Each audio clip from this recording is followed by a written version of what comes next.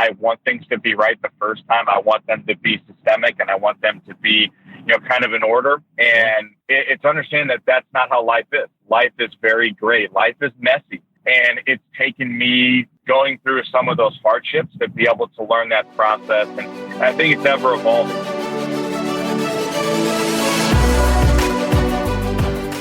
Hello and welcome to Ahead of the Curve. I am Jonathan Gellner, and thank you so much for joining us. This episode is brought to you by basallcloud. basallcloud's revolutionary software platform brings to life the numbers captured by TrackMan and FlightScope. This provides colleges, players, and facility owners around the world a turnkey product, allowing them to analyze their data using key metrics and custom visualizations on one intuitive user interface. Go to basallcloud.com to find out how you can have your own data analytics department for your program. Data has a story to tell, and basallcloud gives it a voice.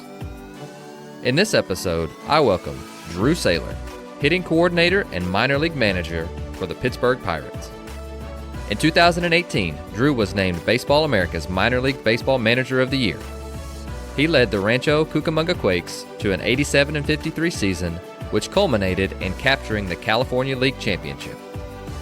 His time in the LA Dodgers player development system went from 2015 to 2018, managing their high A team. Before joining the Dodgers, he spent time coaching with the Colorado Rockies player development system. And Drew is also a graduate of Kent State and was drafted in the 13th round of the 2006 draft by the Florida Marlins, and spent 5 seasons playing in minor league baseball before making the transition over to a coach.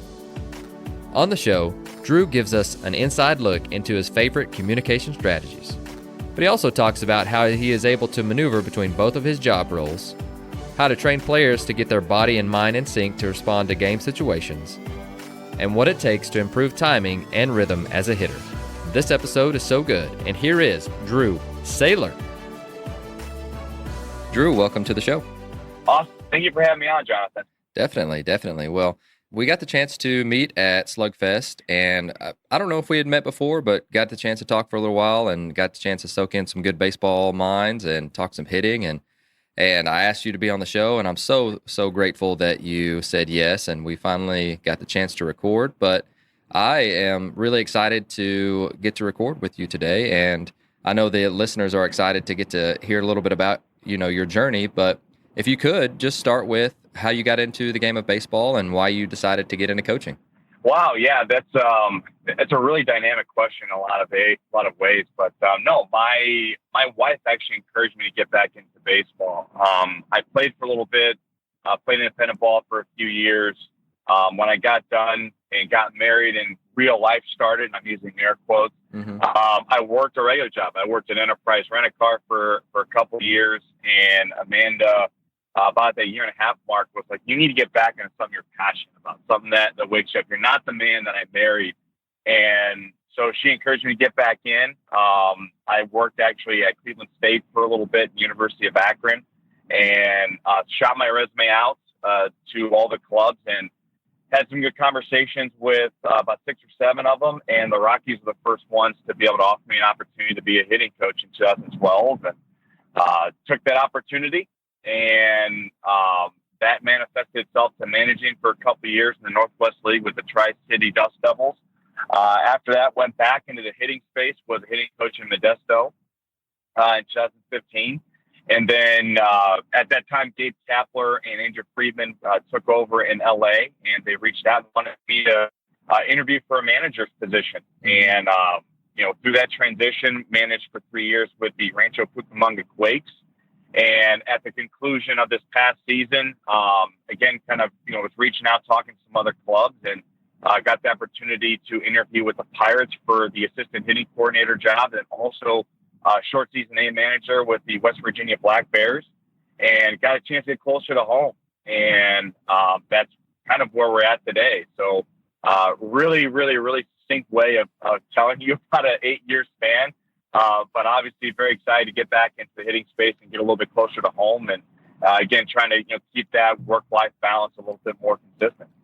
No doubt. And, whenever I was doing a little bit of research about you and talking to you off the mic for what seemed like a good 30 minutes, which was a ton of fun before we got started.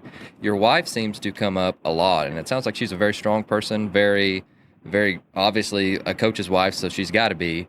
But she's also the one that pushed you back into the game of baseball. And at the time, I think you were selling cars, and I think that's a really, really cool story in itself. Yeah, she's incredible. I mean, very type A personality. She's the type of person that if you tell her she can't do something, she's the one who will go, okay, I got you, watch. and I think that really I've just been incredibly blessed. God definitely gave me the right one, because there's areas that I'm not very strong, and those are some of her strongest traits and attributes. Mm-hmm. So, awesome. I think really more than anything else, just our faith journey together, to have someone truly sacrifice herself to be able to get me to do something that I'm passionate about, and really, what I believe in some regards is my calling, mm-hmm. To be able to impact men through baseball.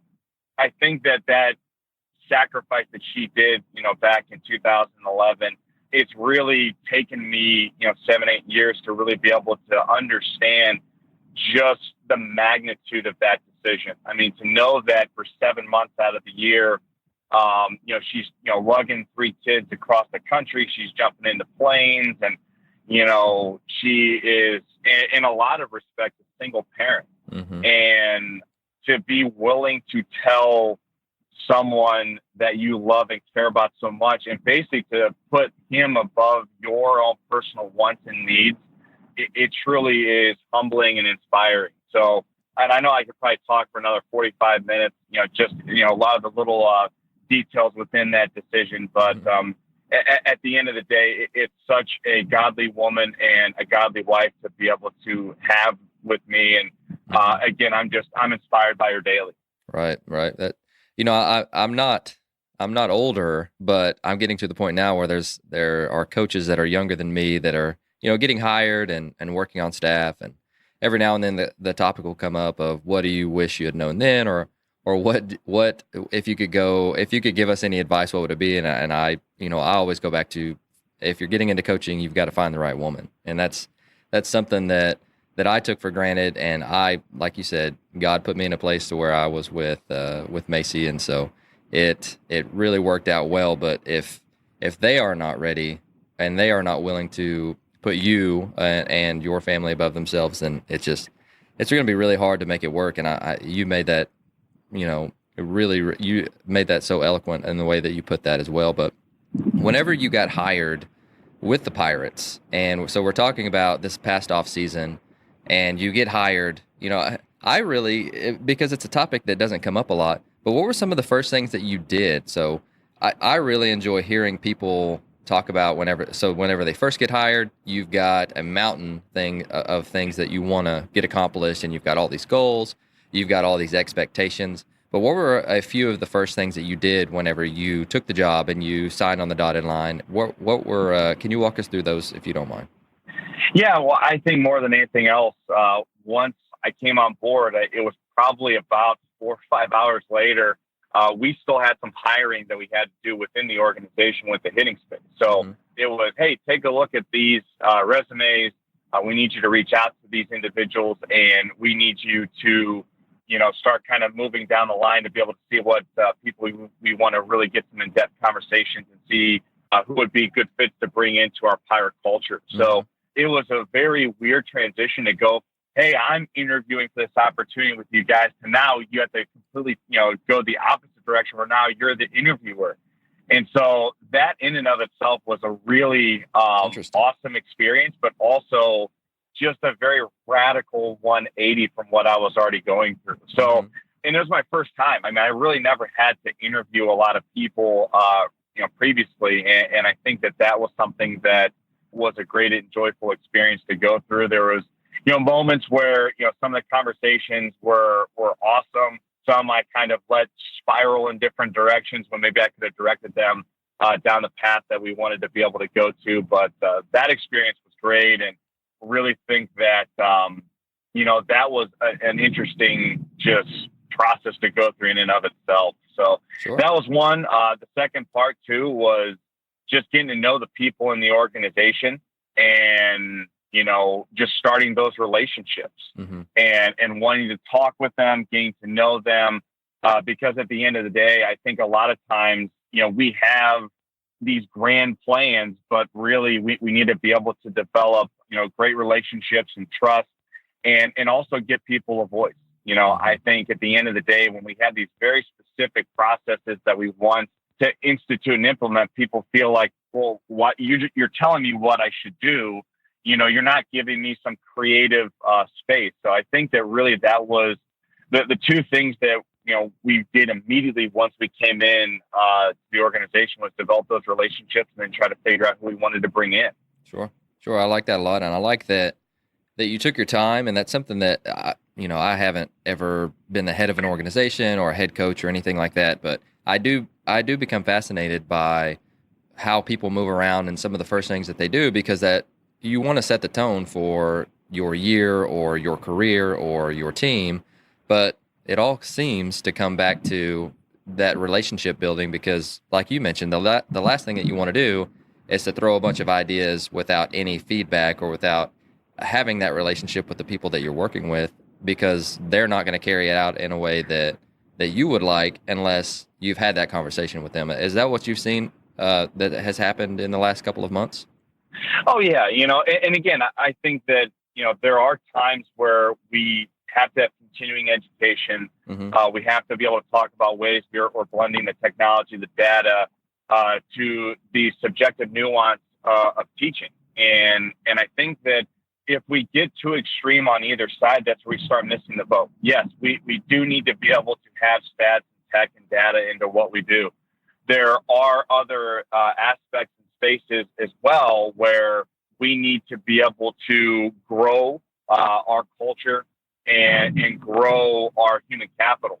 So I think that it's always finding that balance of all things considered. So I think for me, a lot of what we've done is, we create the culture, we create the relationships, and then now we're trying to build out how we view and how we evaluate our people. And then from there, that's where you get a chance to start formulating better processes as we move forward.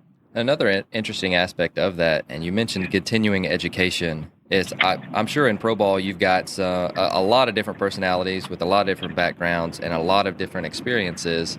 So and you're coming in as kind of the new guy.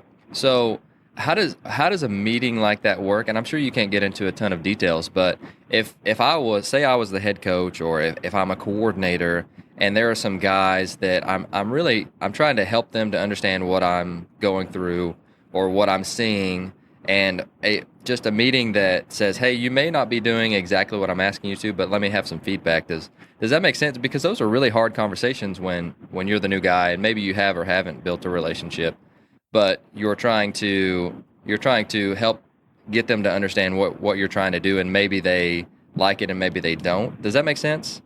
Yeah, and that's a lot of the growth moments for me as a leader. As I've managed, I've been a hitting coach, throughout my 8 years, and there's some times that I've fallen flat on my face, because you try to change too much too fast. You don't take your time to be able to develop the relationship.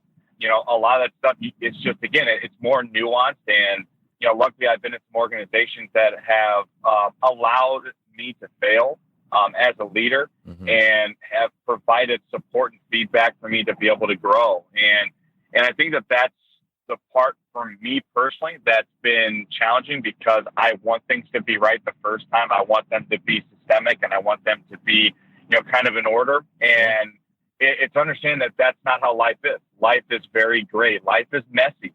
And it's taken me those failures, going through some of those hardships to be able to learn that process. And I think it's ever evolving. Right. And a lot of what I have done as a leader is to be able to go, hey, I have failed this way. I have messed up this way. I have fallen short of the mark this way, and to have those transparent moments. And that's what has allowed me to be able to have those discussions as we are continuing to move the Pirate organization, the Pirate culture forward, and So a lot of those discussions, when it comes into how we're intertwining the tech and the data, it's just having the presentations, but also just to follow up with them, but also letting people grow and be able to consume the information at their pace. And just know that, again, it's not going to be this very rigid, particular process. It's going to take some time with each individual, and just letting people have that creative space to be able to grow and learn. I like that, and I love how you answered that question, and you are continually talking about growth and learning and being vulnerable, and those are all aspects of a great leader, I think. And one of the things that I noticed that's a little bit different with your role, you're not only the minor league hitting coordinator, you are also a minor league manager. So you've got kind of a dual role between the two. So talk to us about that, and talk to us about the unique aspects within that. Well, I'll let you know with the manager role when it gets a little bit closer. Sure. I'm just kidding, but no, I think what has been great about the roles is you get a chance to be able to put your hat and switch back and forth, and I think that my experience as a manager over the past 5 years, 4 years, a lot of times you get so close to the forest you can't see the trees. Kind of using that anecdotally, and for me, what I have tried to accomplish as a coordinator is to not lose that feel of that day to day, and I know that, again, a lot of times when I manage, there's so much emphasis that we talked about with winning. I do think winning coincides with development. I think now, being on the coordinator side, you go, oh, wow, now I kind of understand a lot of the discussions, that some of the other coordinators and front office and scouts talked to me about during my time, being a manager, how that's important, because you get a chance to see it from a different vantage point. And that experience is invaluable. And so I think, as I transition back to being a manager, just because I've gotten a chance to be able to look at that whole system through a different lens, I have a little bit more respect, a little bit more awareness, I think, of just how those things come together and how they coincide, and really just the difficulty that all the minor league managers have, because on any given day, you're being asked a really difficult question of, we need to develop, we need our guys to be engaged, we need these guys to be emotionally, spiritually, physically, and mentally focused. And on top of that, we need these guys to grow. And on top of that, we need these guys to be able to learn how to coincide with the team dynamic. So yeah, wow. I think having that awareness really has helped the conversations that I've had with the managers, just knowing just how difficult it is to be a minor league manager. So I think for me, just as I transition now over here the next couple of weeks to go and manage the Black Bears, I think it's going to help me just have a better perspective and a better respect for what the manager's demands are. Right. And, being the coordinator, you have to have conversations, I'm guessing, all the time, probably on a daily basis, about the different teams and what they're doing, on top of your managing the Black Bears in the next couple of months. So I'm sure that you've got your plate full. But what do those conversations look like? Are they just giving you feedback, or are you giving them feedback on some different things to do? Because I'm guessing as a manager, I know as a manager, you're seeing your guys every day, and as a coordinator, you're looking at the long-term aspect of it, but they're seeing it on a micro level on the daily basis. Yeah, and that, I think, is where the communication is paramount, because you have the opportunity to ask them, hey, how's the day-to-day?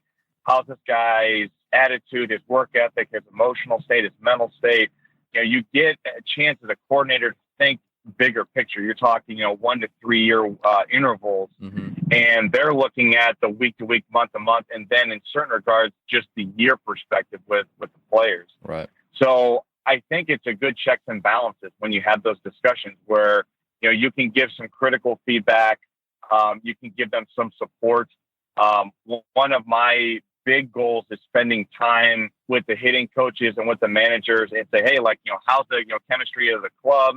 What are some of the hot spots? How can I support you? What conversations can I have with these particular players that maybe you feel like the message isn't getting across? You feel like you need me to really drive home an initiative how can I be of service to you? And Mm-hmm. so I think that really helps the relationship and bond that we have together, with the manager, hitting coach, and myself, but also when I go in and I have those discussions with the players. It's not necessarily that a coordinator is a Mr. Fix-It.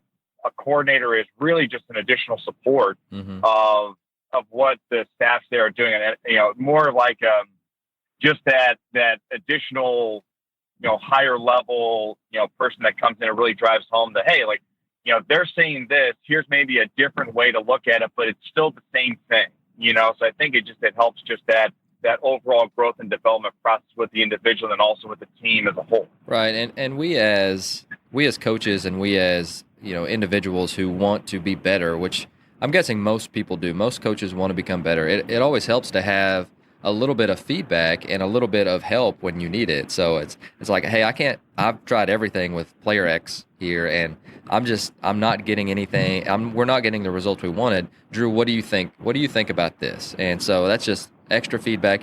I know you've got your manager and you've got your hitting coach, and they can give each other feedback. But at the same time, you're kind of seeing the bigger picture of everything too, and you just provide a different set of eyes. And for our listeners, a lot of us, we're not in pro ball, and we're in high school, college, but I think sometimes we get afraid of feedback because we think it's going to be negative. But in the end, the players are going to benefit a whole lot more greatly than us just padding our ego. And I love that aspect. You talked about support. You talked about being a servant leader. And I think that's an absolutely fantastic way to go about it. Yeah, and again, it's even in addition to the players getting better, it's the coaches getting better, Oh, and there are some times that we have to have some direct feedback with them. And again, I mean, I think that more than anything else, I like to think about failure as moving forward. Failure is growth. And so if we're falling short of the mark, having those discussions with the staff, with the player, and not necessarily saying, hey, I think you stink because of this. I think it's, hey, this is a way of moving forward.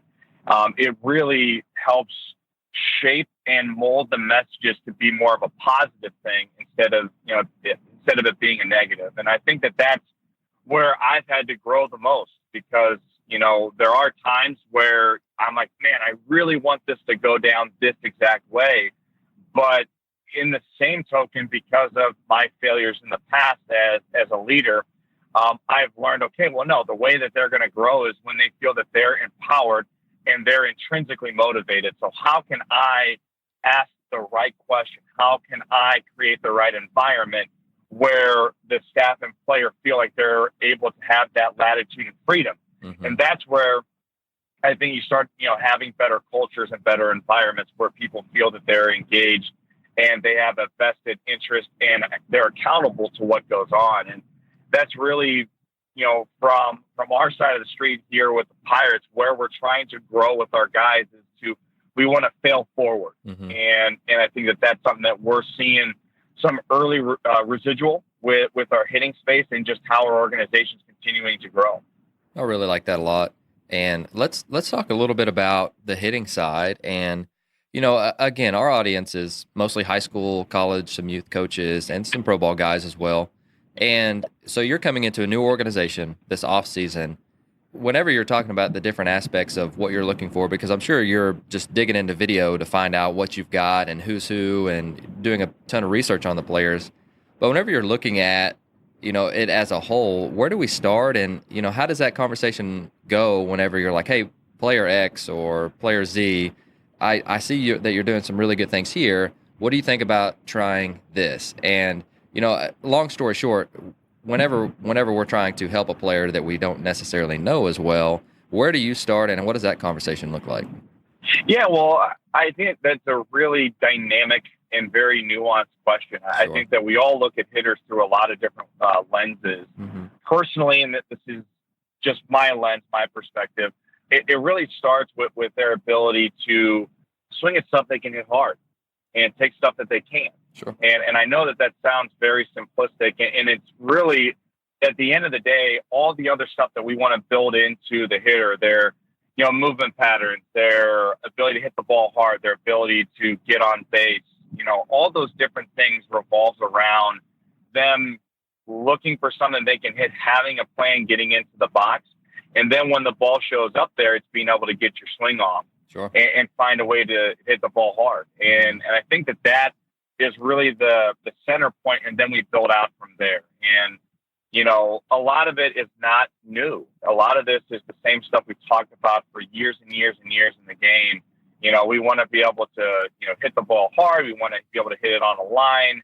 You know, we want to be able to drive the baseball, you know, to the outfield, that type of stuff. It's the same stuff we've been talking about. It's just now we have a little bit more clarity and something that we can actually point to and have some measurables. So, you know, all the other stuff in terms of exit velocity or launch angle, batted ball profile, all that stuff, for me, it's giving us more of something we can point to objectively. And it gives us more context. It gives us more of a richer, more full viewpoint of what the hitter is. So really for me, at the end of the day, it boils down to that. Are you swinging stuff you can hit hard? And when you do swing, do you hit it hard? Axebat has a special offer for our listeners. The Axebat Speed Trainers, powered by Driveline Baseball, are a revolutionary bat speed training system that utilizes a mix of overload and underload weighted training bats to promote bat speed, power, and precision hitting. This month, Axe released their newest training bat, the Axe Long Trainer. The Long Trainer is a 37-inch, 37-ounce training bat that helps high school, college, and pro hitters improve their bat path and increase bat speed. It comes with data-driven training programs from Driveline Baseball for in-season and off-season development. Go to Axebat.com and use our code AOTC at checkout to save 10% on your purchase of Axebat training products, including all of the Axebat speed trainers and wood bats. Axebat, your fastest swing starts now. No, I really like that. And just to compound on your data comment, I think that, you know, the first couple of years that I was a coach, then you would always ask them, hey, where's your pitch? Like, what do you feel like you hit hard? And having the data has given us a way to be able to actually measure that. And your guys are a little bit older, a little bit more refined, and you may run into this as well. But especially with the younger guys, they really, I hope that they have an idea, which if we haven't had that conversation, I'm not sure a lot of them do. Maybe they do innately, but they know it when they see it, but they have a hard time explaining it. But sometimes it's really not. Like, they have no idea what they hit hard. And so we had a flight scope this past year, and it was able to, you know, track exit velocity based on pitch location. And a lot of those guys were really surprised with where they actually hit the ball hard. So they would point to a certain spot in the strike zone, or they would tell us, and then we would show them, or we could show them the strike zone and where they hit hard, and it wasn't even close. Some of them they were right on, which hopefully those are your better players that are having an idea of what they're trying to do. But some of them were really surprised by the different things that we showed them. Yeah, and you know what I think is beautiful about that is it's something that you can concretely point back to, right. And it creates more dialogue and more discussion. It's not necessarily I'm right and you're wrong. It's more along the lines of, hey, we see that this is an area that we can improve upon. How do you think we can do that? And what is some of those processes looking like? So I love the fact that we can start to dive in and dovetail a lot of those discussions, and we can kind of point to something a little bit more concrete. Because again, I think one of the great things about social media and the way that we share information out is really we have all these different resources where previously, it would be like for you and me to be able to connect, we'd have to go to, and again, it's great. We went to Select Best and went to that conference, but we'd have to read, Collegiate Baseball newspaper, Baseball America, and then try hopefully to be able to, write a letter or whatever it is to be able to connect.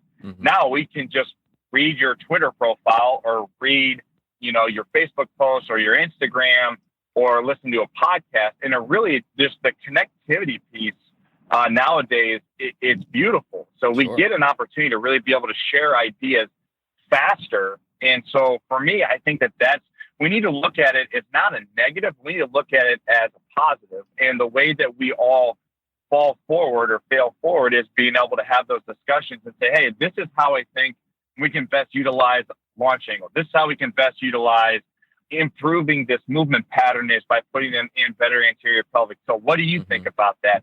And now we get a chance to tether in a lot of different departments where previously it was, really just how we learned along the way. So now we're leveraging our experience with other people that have, experience in the movement profile aspect with the data component. So I look at it as being an incredible positive. We just need to be able to have more communication with one another. Sure. And there's a lot of things to unpack that you just said that I think there's a lot of gold in that conversation. And, my goal for 2019, 2020 and the season is to take all the different complex ideas that we have or we learned and be able to simplify it in a way that makes sense to every player in our program. Because I feel like, the more that we learn, the more excited that we get, and the more, you mentioned anterior pelvic tilt. You mentioned that to my players, and they look at you like, what? Right? But if we can take that, or we can take, launch angle, exit velocity, whatever data that we're trying to convey to them, I think that the more simple we can do it in a way that still covers most of the aspects that we're trying to teach them, the better, because then they're not thinking about, okay, now I've got to get into hip load, anterior pelvic tilt, I've got to turn the barrel, I've got to hit it hard, and all of these different things when they're trying to hit. If we can do it in a simple way, and I think that's just going to make them have to think less about it. And that's something that it's a constant daily process, because you've got, especially you've got players from different backgrounds, from different cultures, speaking different languages, and my guys are younger, so they're not as into owning the process as your guys are. But you've got that added aspect of you've got so many different cultures, and some things mean different things in different languages. And so, talk to us about you ended on communication. Talk to us about how you are going about that to all of the different players that you work with, because I'm sure that is a task in itself. Oh, no, it definitely is. I think that's where, the coaches, the boots on the ground, are so critical to the process, because they get an opportunity to give us more feedback and say, hey, this guy thinks and interprets his swing this way. And so then we get a chance to be able to speak his particular language. And I'm not necessarily just saying like English, Spanish, but, for someone that would say, yeah, like if I feel my chest is over my knees, that's when I know that I'm in the right spot and I move the fastest. And then we can go, oh, awesome. That's perfect. So in theory, that's the anterior pelvic tilt we were talking about, but he thinks chest over knees. And on top of that, if we have tech and data, we can say, hey, when your chest is not over your knees, you're not hitting the ball as hard. I love that. And here's what we see with that. So it's not necessarily that we're trying to hit X. No, we look at what the data says. We know that when you're in an optimal position to move, you're able to stabilize or increase this. And so I think that it's really trying to decriminalize what the data, quote unquote, says. It's to show the player, hey, the skill itself, the tool that you have, which is hitting the baseball hard, it's there. Now, when we get into the game, how do we get that out? So you're peeling back the different layers of what it is to go and compete in that moment. I think a lot of times in the past, our players will, have a really great hitting session in the cage, right? And I'm going back on my experience when I was a player. Sure. And I'm like, yeah, I feel really good. Hey, the ball flights like this. And, Drew, how do you feel? I feel awesome. And then I get in the game and I go 0 for 4 with 2 pop outs, a punch, and a slow rollover. And I'm like, well, that didn't work, because obviously it didn't work in the game. Right. We get an opportunity now where we can tell our players, hey, the skill itself, the tool, it works. We have the ability to say it works. Now let's move on to the next phase, which is what you swing at. Because really your 0 for 4 day had everything to do with you were just searching for results. So you swung at 2 breaking balls down. Right. When you're trying to hunt a fastball, you're on front of a changeup. In the pop-up, you swung at a pitch at your letters. So it's not the skill. The skill works. Your plan and your approach, that's really what we need to focus on next. So it really just gives us more clarity in terms of where we need to direct our attention to. Well, that, and it takes out a lot of the guesswork or the opinion aspect of it. And you hit on this earlier as well, but it's no longer, hey, Drew, I see you doing this. It's, hey, Drew, the data says this. Here's how I'm interpreting it. What do you think? Like, is this something that you feel? Is this something that you see? And it's, instead of, you may feel great in the cage, and then you go in the game, and like you said, it may be a pitch recognition thing, or it may be you just inherently went back to your old patterns that you were talking about. So I really like that, and I know that it's going to become more and more into the game the more that this process goes along. But I think that's really, really good. And another thing that I'm really getting into lately, and it's just been one of those it's really hard to find a lot of good information about it, and it's something that's simple, but it's timing. Like we always talk about being on time, and if we're on time, then we're going to have a pretty good chance of hitting the ball well. But how do we train that, and how we get players to inherently understand what on time feels like? That's really hard, and that's something that I'm having a really hard time figuring out and getting players to understand that. A lot of the kids we had this last year were having a hard time feeling when they were on time or off time, right? And competing with the pitcher, dancing with the pitcher, having a rhythm, whatever you want to call it. But what are some different conversations look like with that, or are there some different ways that we can train that? And just, I would love to hear your thoughts on just the aspect of timing. Yeah, and timing's a very specific thing, not just to the hitter, but also to the pitcher. Sure. So I think that when players are not necessarily on time, or they don't have the ability to get on time, one of the first questions that we try to ask them is, when are you starting your load, your gather, your swing initiation, your sway, your sit, whatever verbiage people want to use? I'll say, hey, when do you start it? Mm-hmm. And a lot of times our players either won't have a response right away, or they'll have to think about it. And then that's when, at least for me, it's kind of one of those like alarms. I'm like, all right, he's thinking maybe too much internally, like he's trying to get his body to move in a certain way. So now we're cluttering up, and we're opening up, the anecdote it gives, we're opening up too many Microsoft Internet Explorer windows. So now we're slowing the processing speed of the computer. Mm-hmm. And so a lot of times that will open up different discussions to say, okay, well, you're starting at the same time with this pitcher. You're doing it when his hand's like releasing the ball.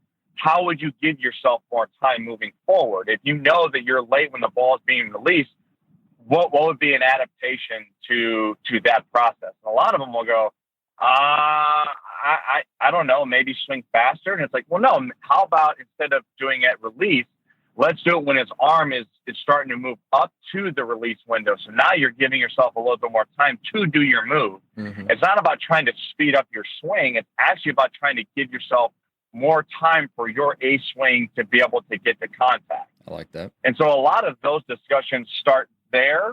And then we'll get into, well, do you think that you're thinking too much mechanics? What are some of your conscious thoughts? And so then you get an opportunity to let the conversation kind of grow in a lot of different directions. But mm-hmm. An initial question that we like to ask, and I especially like to ask, is, when are you starting in this pitcher's motion? And then from there, if they say, oh, no, I think I'm on time, blah, blah, say, okay, well, what do you do when this guy's a slide step and he's a 1-1? Mm-hmm. When are you starting? Are you still starting at release? Or are you starting at a different point? So it gives more richness to the discussion, but you're also allowing the player to think through his process more. And a lot of times they'll settle on, hey, I'm thinking too much about trying to get my hands back, or I'm getting too, separate. I'm trying to think too much top hand or bottom hand. And so it gives you a little bit more insight to how their brain is processing things. And then it gives you an opportunity to be able to help clear out some of the clutter, or you get a chance to go, no, this thought right here, this is the one we need to be able to settle on, and that will help you be on time more. I like that. And again, without asking the player, then we have a really hard time understanding what they are thinking, because then it's just guesswork. And so everything comes back to the player and asking them questions for you. Is that's obviously on purpose, right? Yes, tremendously, because I think that when the idea comes from within, there's more investment, but you're also helping the player indirectly think through a vetting process of their swing. instead of them coming to you and the lab rat analogy of, okay, well, if I want to eat, I just hit this button and then the food comes out and then I consume it. Well, if we want to have players that are able to feed themselves in the jungle, we need to get them to think critically about their process so they have the ability to adapt on the fly. Because we know as you move up, the gap margin between the guys that are elite at a certain level and everybody else, they're very big at lower levels, and it starts to become very, very, very granular when they get up to the major league level. So, that's the part for me. I think that, having them be able to adjust and be flexible in a very radical and very uncontrollable environment, I think that that's what we're trying to get, and not to speak more, in associations, but it's, you fish for a guy one day, you feed him for one day. You teach a man to fish, he feeds himself for a lifetime. Mm-hmm. I think that second piece is what we're trying to get out of our players. We're trying to teach them how to fish, so then they're able to basically help them survive and help them grow, and have the ideas come from within more, organically. I love that. And I love that aspect. And, something that early in my career I didn't do enough of, and now I'm getting to the point where before I say anything, I always ask them, how does that feel, or what were you thinking, or just tell me a little bit about this or that, just because again we're kind of guessing unless we get that understanding of how their brain is working, because we see these things but their brain might be telling them something completely different. The brain is such a weird thing, and it's just like they may be trying that what we're telling them to do, but unless we understand what they're thinking or they're feeling, we're gonna have a really hard time helping them fix or helping them work through the process of fixing what they're trying to accomplish. And that's just the more that I get into this, the more that I understand that the brain and the body are, man, they act really weird a lot of the different times. Absolutely, and that goes for staff too. I think that a lot of times, we get so dogmatic and say, no, like we always have to say this word because we need to not have confusion. We need to be able to say, well, really, if we're going to create a very vast and dynamic hitting group, we need to be able to have guys that think differently. And we need to have guys that see the game through different lenses, but also we create an environment where they can share and express their opinions without fear of judgment. And so we want to have dynamic guys. But we also need to have people have the understanding that I may say one thing and I may mean this, and we need to be able to ask and also have those discussions with one another to go, well, what do you mean by that? What is your thought? Can you show me? Can you express it? Can you incorporate more senses to this learning environment?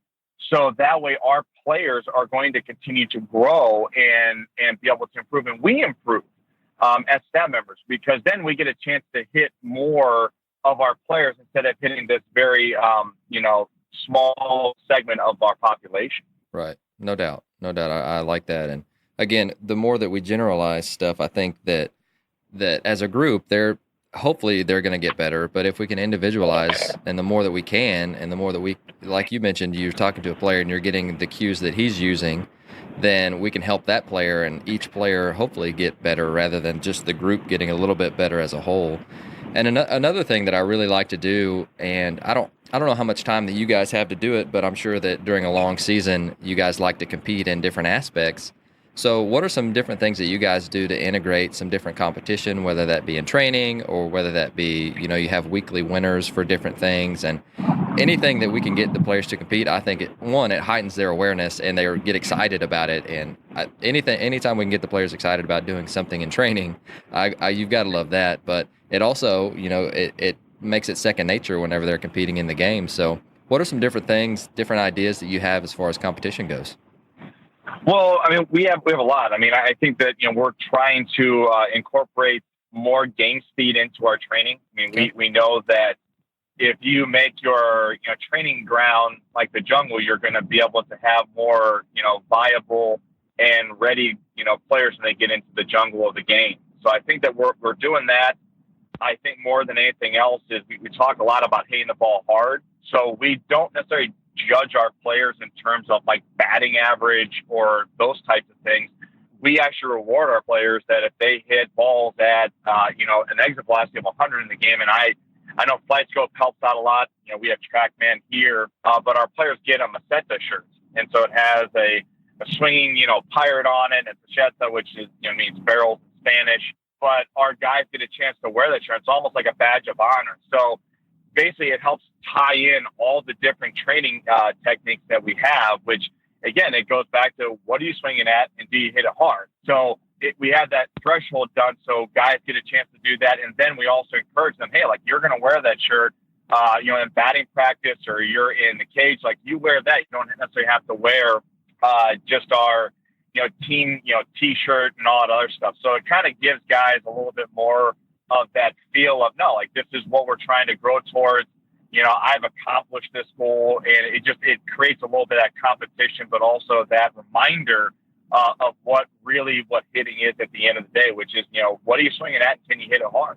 I like that. And you mentioned that you guys have a bunch of different ones. Are there any other that you are willing to share today?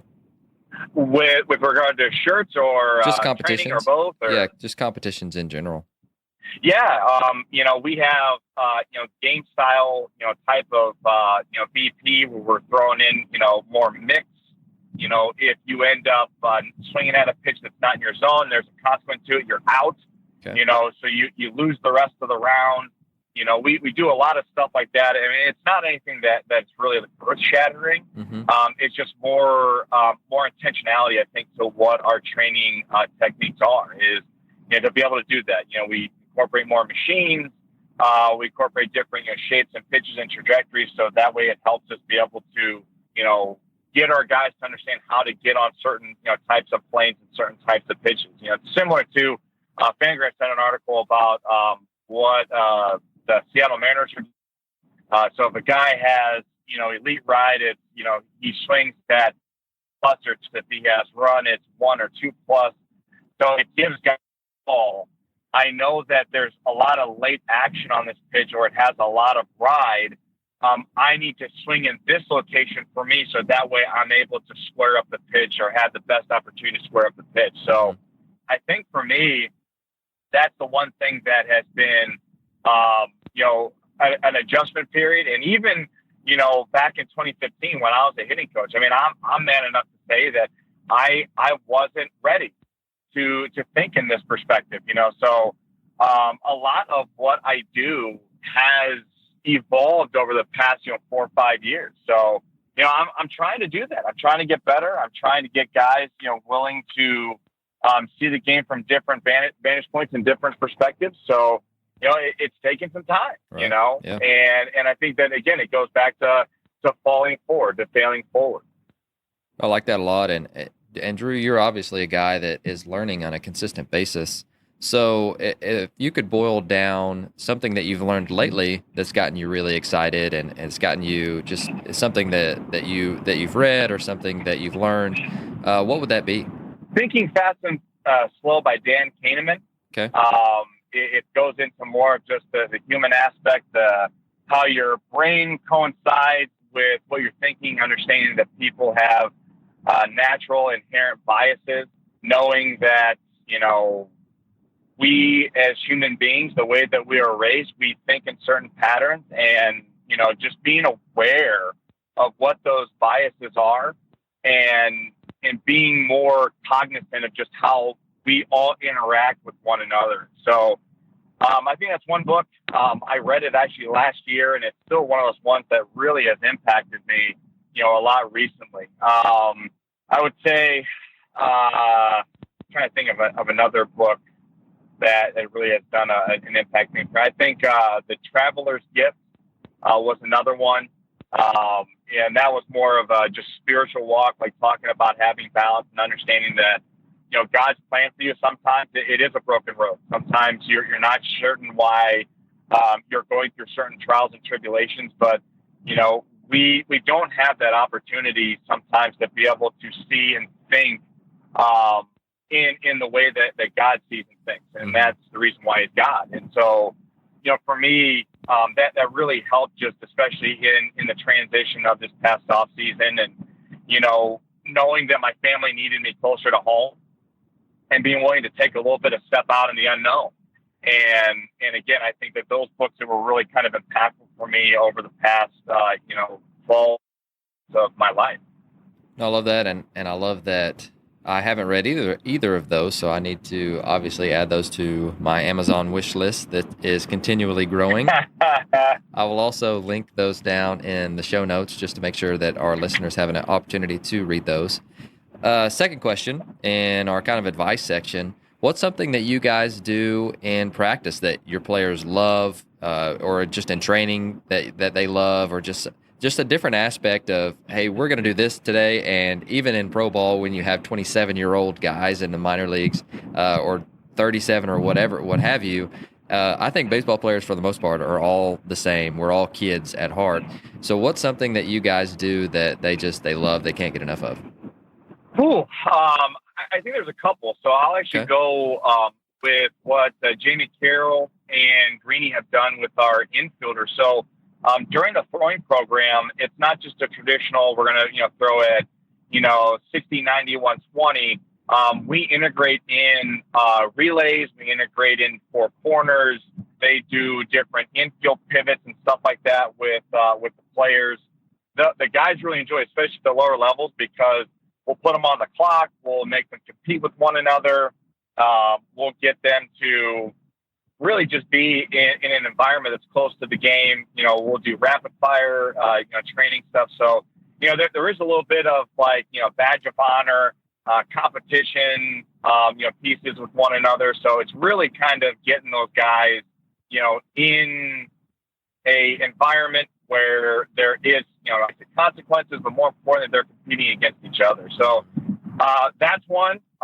We will have, with the hitting space, we'll end up dividing up teams, and we'll end up having the guys, compete against one another, and we'll have them actually arrange a lineup, and we'll have those guys actually have different quote unquote types of pitchers, and we'll have the teams have a designated manager, and then they'll try to create different, constraints or shapes with their opposing team. So you'll have a team, I'll have a team, and I know that you can't hit a guy that has four-seam right and a breaking ball. So when you get up and it's second, third, and one out, we'll tell one of our other coaches, hey, you're going to go in and you're a four-seam right and a breaking ball. And so you get a chance to get players to think more about how to manage a game, how to arrange the phantom defense. And again, the losers go pick up balls. And, we try to get our guys to think just outside of just the hitting space or just the infield space. We want them to think about what it would be like to be able to manage a game, or be able to think about how you get your partner out and how pitch shapes would be able to coincide with that. So the guys like it. There's a lot of smack talk that goes along with it, and it's something that we're trying to be able to encourage our guys to do more consistently. Sure, that sounds like a lot of fun. So I'm over here taking notes because I think that would be very worthy of our time. I really like that a lot. And last question, and you hit on this a little bit as far as favorite books and resources go, but if you had to go back and maybe some different baseball specific ones, but what are some different ones that helped your coaching career or helped enlighten you in some different aspects of baseball? I think a lot in terms of baseball specific. I know that, Ted Williams' Science of Hitting is up there. Really, a lot of my growth as a coach would just come from reading other, coaches' memoirs. I think Tony Dungy has been a big impact for me, reading a lot of his books, especially Uncommon. That was one that really kind of stood the test of time for me. I know Jim Tressel's books, Urban Meyer, and I'm kind of showing my Ohio State fandom a little bit there, but a lot of those, books just about leadership have helped me be able to learn how to, create environments. And I think that that's really where a lot of the growth as a leader has really evolved, just because you get a chance to be able to, hear a lot of successful coaches talk about what they found successful, some of their shortcomings. And again, I think it's where a lot of, as we try to be more humble and more servant-like, to hear these guys and how they create those environments. And really, I think that's what makes those guys special, is they create those environments for their coaches to be unique, to be themselves, and how they really allow their players to do the same thing. I love that. And, despite Urban and what he, some people think about him, his book Above the Line, I thought was absolutely phenomenal. Is that the one that you're talking about? Yes. Yeah, that's a really, really good one. That's a really good one. Well, Drew, I appreciate everything that you've done for us today and all the things that you shared. And I think that you were completely transparent, and not only a coaching level, but also as a human level. And I think that obviously this was a very worthwhile conversation, and you did a fantastic job. But if there are any listeners that would like to get in touch with you, what would be the best way to do so? I think you can follow me on Twitter at Drew Saylor 19. I do have other means as well. I think they can reach out to you, and I'm more than willing to have conversations. Share my email, drew.saylor@pirates.com. Whatever way that I can help and assist, that's my purpose. That's my mission. I think that our game has given so much to all of us. And I think, to quote Woody Hayes, you win with people, and, you need to pay it forward. And so whatever way that I can assist and help anyone, any parent, any player, I want to be a resource and a value for people moving forward. So, any way that people want to reach out and communicate, I'm all for to be able to help. Well, fantastic. And again, you brought it today. You were fantastic in sharing and emptying your pockets on everything that or a lot of the different things that you guys do. But I'm going to open up the mic for you and let you just talk to our listeners. Is there anything else that you'd like to tell them before you go? Yeah, I think really as we continue to evolve and as we continue to grow, not only as an industry, the two most important things I think are, one, that, understanding that, everything that we learn, nothing is ours. It's our responsibility to share and impact, one another's lives. So being as open as we can, being able to help in any way possible, I think that's huge and critical. And that's what I think makes baseball special. So continuing to do that, I think, is critical to the growth of our game and the way that we're going to continue to thrive as an industry. And second is stay curious. I know that we talk a lot about, we want to, think outside the box, and, we have to integrate all these different things. I think being curious and in a growth mindset, I think that's where we continually make connections with people. So if there's two things that I would share with the listeners, it'd be those two things. Share, grow, and be curious.